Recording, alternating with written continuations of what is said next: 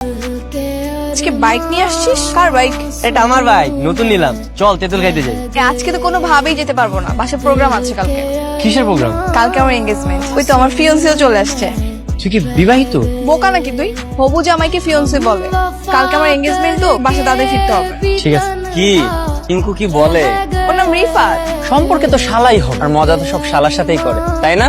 I শোন, আমার এঙ্গেজমেন্টে কিন্তু তোকে থাকতে হবে। আচ্ছা ঠিক আছে।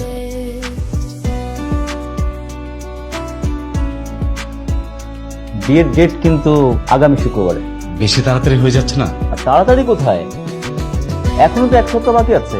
আমাদের তো আসলে প্রস্তুতির ব্যাপার আছে।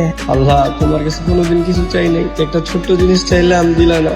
যার লেগা বাইক কিনলাম সেই জন্য দিতেছে অন্যায় করে। একটা মাত্র মেয়ে তো, এই তো এত করে বলছেন আগামী শুক্রবারই তাহলে বিয়ে। আল্লাহ, একটা ঝামেলা পাকাই দাও না আল্লাহ, বিয়ের মধ্যে মারামারি লাগে দাও, নাহলে ছেলের ব্যবস্থা দাও আল্লাহ। তাহলে আংটি পরানো কাজটা সেরে ফেলি। হ্যাঁ বাবা, আল্লাহ, তোমার কাছে দোয়া করি আল্লাহ, একটা বিশাল ঝামেলা পাকাই দাও।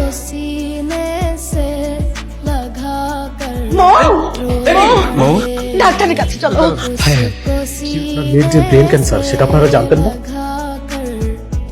হ্যাঁ জানতাম। মানে জেনে শুনে কেন আপনারা আপনার মেয়েকে দিয়ে দিচ্ছেন? ডাক্তার সাহেব, ও তো জানতো না ওর ক্যান্সার, ওকে আমরা জানাইনি। তাছাড়া প্রত্যেকটা বাবা মাই তো চায় তার সন্তানের স্বপ্ন পূরণ হোক।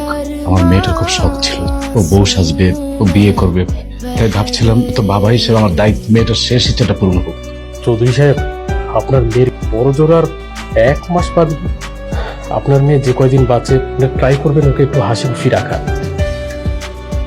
কি হয়েছে বাবা, এবার মন খারাপ করে দাঁড়িয়েছো কেন? এমনি বিয়েটা ভেঙে গেছে তাই তো? আফ্রিদি আমাকে ফোন করেছিল, সবকিছুই বলেছে। আচ্ছা বলো, আমার এই 22 বছরের জীবনে আমি কি পাইনি? ভালো পড়াশোনা, স্কুল কলেজ, এরকম আলিশান একটা বাড়ি, আমার কিসের অভাব? আমার তো কোনো কিছুর অভাব নেই আব্বু। তোমরা ভুলেও কান্নাকাটি করবা না। তোমরা যদি কান্নাকাটি করো তাহলে কিন্তু আমার কষ্ট লাগবে। তোমরা কি চাও আমি কষ্ট পেয়ে পেয়ে মারা যাই? তাহলে একদম কান্নাকাটি করা যাবে, এটা আমার ইচ্ছে। তোমরা আমার ইচ্ছে পূরণ করবে না?